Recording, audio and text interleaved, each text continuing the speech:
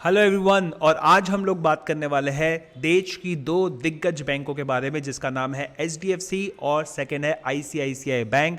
खबरों में दोनों बैंक के हैं अपने अपने रीजंस की वजह से, और ये खबर सबसे ज़्यादा चल रही है कि आईसीआईसीआई बैंक हो सकता है एचडीएफसी बैंक को बीट कर दे। मैं बहुत ही बेहतरीन इनसाइट्स आपको यहाँ पर देने वाला हूँ जो आपको हेल्प करेगा कंक्लूड करने में कि कौन सा बैंक बेहतर है या फिर किस में निवेश करना चाहिए। और ये जो मैं वीडियो बना रहा हूँ, ध्यान रखिएगा, लॉन्ग टर्म निवेशकों के लिए बना रहा हूँ, not for the short term perspective. या शॉर्ट टर्म पर्सपेक्टिव से भी मैं आपको बताऊंगा कि कौन सी बैंक आपको अच्छा रिटर्न दे सकती है, लेकिन लॉन्ग टर्म में मैं इसको अप्रोच करूंगा वीडियो को फिलहाल के लिए। तो दोस्तों आगे बढ़ते हैं और देखते हैं क्यों ये खबरें जो है चल रही है मार्केट के अंदर में। एचडीएफसी बैंक, आईसीआईसीआई बैंक क्यों कंपेयर किया जा रहा है इसको। इसके पहले मैं थोड़ा सा जो है वीडियो को शुरुआत करने के लिए जो है एक छोटा सा मूवी का एक पोस्टर आपके सामने रखना चाहूँगा। और ये मूवी आपने तो सुना होगा इसके बारे में, पुष्पा बड़ी स्टाइल से जो है वो चीज़ें करता है, काफ़ी लोगों को पसंद आता है। लेकिन इससे समझ में आ रहा है कि साउथ इंडियन मूवीज़ जो है बॉलीवुड के कंपेयर में ज़्यादा बॉक्स ऑफिस पर आ भी रही है और पैसा भी कमा रही है। और देखिए पुष्पा तो आप सब लोगों ने सुन ही लिया होगा, कई लोगों ने मूवीज़ भी देखी है। एंड देखिए ये बॉलीवुड को टक्कर दे रहा है। तो अब ये इस प्रकार से है कि भाई बॉलीवुड जो चला आ रहा है इंडिया के अंदर में एक बादशाहत की तरह, जैसे कि एचडीएफसी बैंक है वैल्यूएशन में बादशाहत की तरह, अब उसको चैलेंज कर रहा है आईसीआईसीआई बैंक। और हो सकता है कि आईसीआईसीआई बैंक आगे बढ़ जाए, एचडीएफसी बैंक वैल्यूएशन में मार्केट कैप के अंदर में पीछे रह जाए। तो इसीलिए देखिए सिर्फ पुष्पा की बात नहीं है, ऐसी बहुत सारी और मूवीज़ भी है।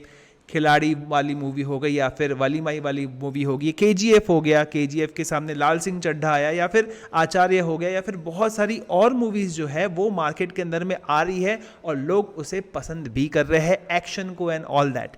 तो लेट आए बेस्ट आए, इस टाइप का काम जो है आईसीआईसीआई बैंक कर रही है। तो हो सकता है कि आपको मैंने बहुत ज़्यादा उत्साह से भर दिया हो। तो आगे बढ़ते हैं, देखते हैं, फैक्ट्स पे बात करते हैं, that would be more better. तो क्यों ये कंपैरिजन हो रहा है। मर्जर का न्यूज़ आता है एचडीएफसी बैंक का, एचडीएफसी लिमिटेड का, और उसके बाद में स्टॉक में आता है सर्ज, स्टॉक 10-12% ऊपर, लेकिन उसी दिन नीचे, नेक्स्ट दिन भी नीचे, इतना नीचे कि जितने रेट से वो ऊपर बढ़ना शुरू हुआ था उससे भी नीचे अभी ये ट्रेड कर रहा है। इतना बड़ा बैंक, 10-12% का फ्लक्चुएशन बहुत बड़ी बात होती है।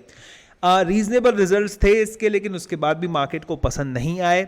आईसीआईसीआई बैंक के रिजल्ट्स जो है रादर मार्केट को जो है, मार्केट ने उसको बहुत ज़्यादा अप्रिसिएशन नहीं किया, लेकिन रिजल्ट्स को काफ़ी अच्छा माना गया। एसेट क्वालिटी में बहुत बेहतरीन इंप्रूवमेंट आया। प्रॉफिट भी, जो कि एनालिस्ट बोल रहे थे 46% सर्ज होगा, वाई ऑन वाई बेसिस पर वो 59% सर्ज हुआ। आईसीआईसीआई बैंक एक प्रकार से फॉर्म में आ गया भाई, लोग उसके निवेशक जो है फॉर्म में आ गए, एनालिस्ट लोग, ब्रीफिंग्स, न्यूज़, सब कुछ जो है आईसीआईसीआई बैंक के फेवर में चलने लग गई। लेकिन पिछले 7 साल का आप रिटर्न देखोगे, एक चार्ट दिखा रहा हूं मैं आप लोगों को, ठीक है, ये चार्ट देख लीजिए, ठीक है। यहां पर ये जो लाइन आपको दिख रही है ये है एचडीएफसी बैंक की, जो लगातार ऊपर चल रहा था आईसीआईसीआई बैंक से, और ये आईसीआईसीआई बैंक देखिए लगातार नीचे चल रहा था हर समय।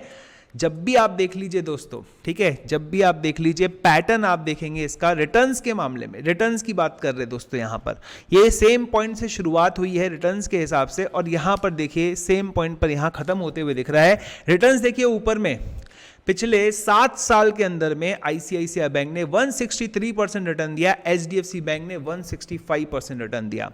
तो एक वैल्यू इन्वेस्टर, एक ऐसा इन्वेस्टर जो कॉर्पोरेट गवर्नेंस को सबसे ऊपर में रखता है, एक ऐसा इन्वेस्टर जो मैटर करता है कि मार्केट के अंदर में किसका एसेट क्वालिटी क्या जाता है, अगर वो एचडीएफसी बैंक में पैसा डालता है, तो आईसीआईसीआई बैंक जो थोड़ा रिस्क लेकर बंदा पैसा डाल रहा है, तो भी तो सिर्फ 2% का ही फर्क पड़ा है, तो भी तो सिर्फ 2% का फर्क पड़ा है। और चंदा कोचर के केस के बाद में आप जो ये समय देख रहे हैं, लगभग ये वाला समय देखिए, चंदा कोचर के समय ये शेयर मुझे याद है 127 रुपये में मिल रहा था, और उससे ये शेयर जो है आज क्या रेट पर मिल रहा है आप देख चुके हैं आप दोस्तों, बहुत ही बेहतरीन वैल्यूएशंस पर। तब आपने लिया होगा तो बहुत बढ़िया रिटर्न्स आपको दिए होंगे। तो यानी जिसने रिस्क ली उसको जो है इश्क हुआ आईसीआईसीआई बैंक से, और जो रिस्क नहीं लेना चाहता था एचडीएफसी बैंक ने भी उसको पैसा बना के दिया है। लेकिन अगर आप उसको कम रेट में ले रहे थे चंदा कोचर के केस के समय, तो आईसीआईसीआई बैंक ने आपको ज़्यादा पैसे बना के दिया। लेकिन बहरहाल 7 साल की बात करें तो दोनों ने सेम रिटर्न ही बना के दिया है। आगे बढ़ते हैं, ठीक है। तो जिसको बैंकिंग बिजनेस नहीं पता है, थोड़ा शॉर्ट में बता देता हूँ कि बैंकिंग बिजनेस मतलब एक पैसा लो पैसा दो वाला काम है। और बैंक को क्या फैसिलिटी रहती है कि वो कासा के जरिए यानी कि करंट अकाउंट सेविंग अकाउंट के जरिए जो है लो रेट्स पर पैसा उठा सकती है। प्रॉपर रिस्क मैनेज करेंगे, प्रॉपर एसेट जो यानी पैसे जिनको भी दे रहे हैं अच्छे बोरोवर्स को देंगे पैसा, अपना जो है कैपिटल बराबर रखेंगे, इंटैक्ट रखेंगे as per the RBI guidance, सब मस्त चलता है इसके अंदर में, ठीक है। और यहीं से प्रॉफिट निकलता है ये पूरे बिजनेस के। जितना अच्छा प्रॉफिट निकालेंगे उतना अच्छा वैल्यूएशन, जितना अच्छा एसेट क्वालिटी रखेंगे उतना अच्छा आपको वैल्यूएशन मिलेगा।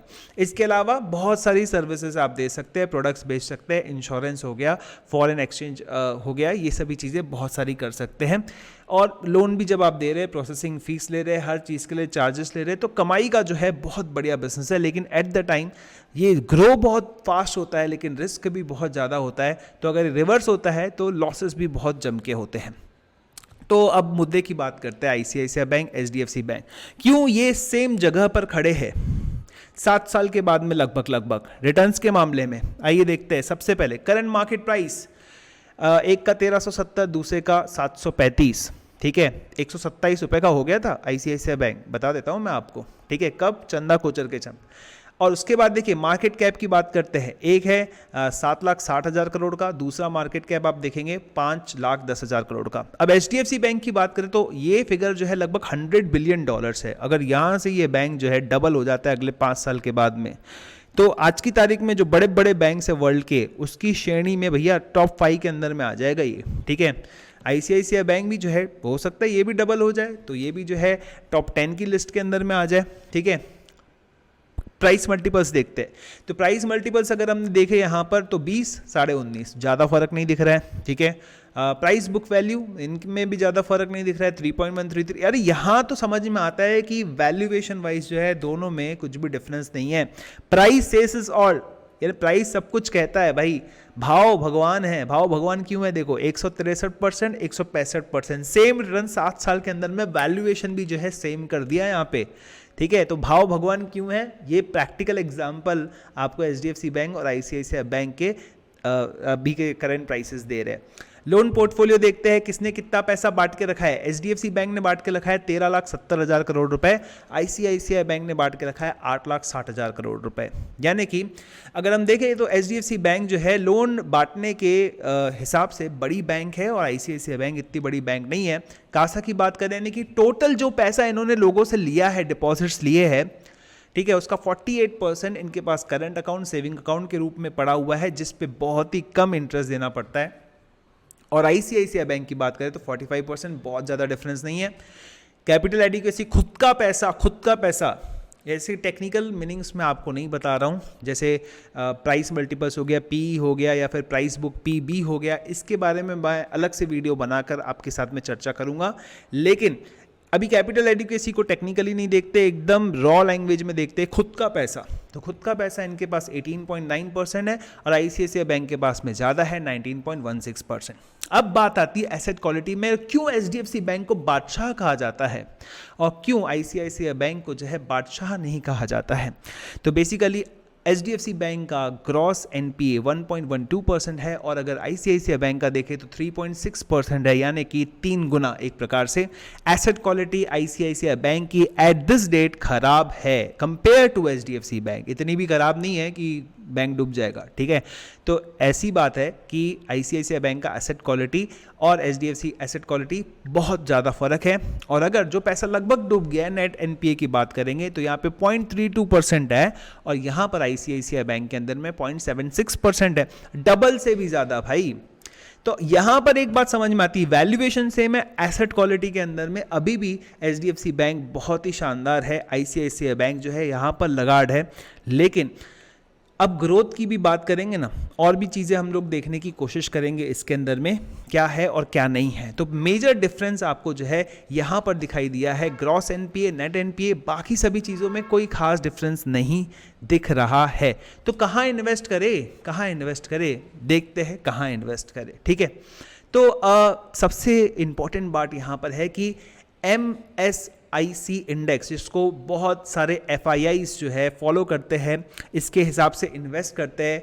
MSCI के अंदर में आपके स्टॉक का नाम आ गया तो उसमें ऐसे ही एडिशनली पैसे आ जाते हैं तो उसका भाव बढ़ जाता है।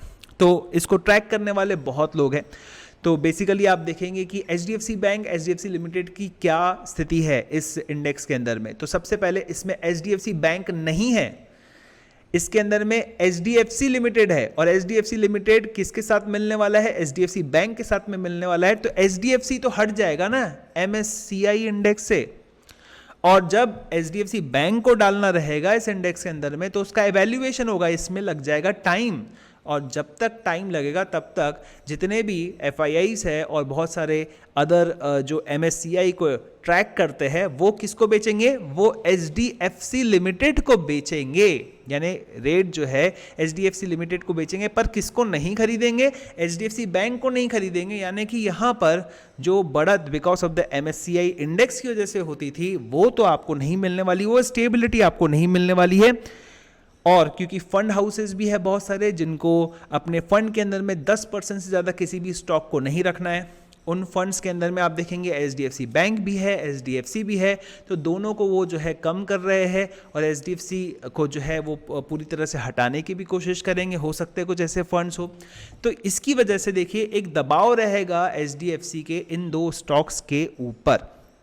अब अगर हम लोग बात करें कि भाई अब HDFC और HDFC बैंक अगर मिल जाता है तो ये बहुत बड़ा बैंक हो जाएगा, ज़बरदस्त। इसको जो है टक्कर दे पाना बहुत मुश्किल होगा। लेकिन इतने बड़े लोन पोर्टफोलियो के साथ में जब ग्रोथ आपको नहीं दिखेगी तो ऑटोमेटिकली इसका शेयर प्राइस के अंदर में मोमेंटम नहीं आएगा। और ICICI बैंक जो है, जो कि अभी रिलेटिवली स्मॉलर बैंक है HDFC के कंपेयर में, उसका ग्रोथ पोटेंशियल जो ज़्यादा है। ठीक है, तो अभी फिलहाल के लिए शॉर्ट टर्म के लिए तो जितनी एनालिस्ट लोग बात कर रहे हैं उसके हिसाब से ICICI बैंक तो बहुत ही बढ़िया दिख रहा है। काफ़ी अच्छे पोटेंशियल्स है इसके अंदर में। शेयर प्राइस जो है इसका काफ़ी ऊपर बढ़ सकता है। वैल्यूएशन वाइज भी कंफर्ट यहाँ पर दिखता है, लेकिन asset quality wise HDFC bank अभी भी बहुत ही बेहतरीन है। लॉन्ग टर्म में देखिए जैसे जैसे ग्रोथ आएगी, अभी तो खैर ओवर हैंग रहेगा पूरा एक साल इंटरेस्ट रेट हाइक्स वगैरह का, इसके लिए हो सकता है कि बैंकिंग स्टॉक्स इतना ना परफॉर्म करे। लेकिन काफ़ी सारे लोग ये कह रहे हैं कि अगर उनको प्रेफर करना है तो फिलहाल के लिए वो HDFC बैंक को थोड़ा साइड में रखेंगे और ICICI बैंक को वो लोग प्रेफर करेंगे। तो thank you so much for hearing and listening to this video. अगर आप नए हैं तो लाइक, शेयर एंड सब्सक्राइब जरूर कर दीजिएगा। इसी तरह के और वीडियोस मैं आपके लिए लेकर आता रहूँगा। तब तक के लिए नमस्कार।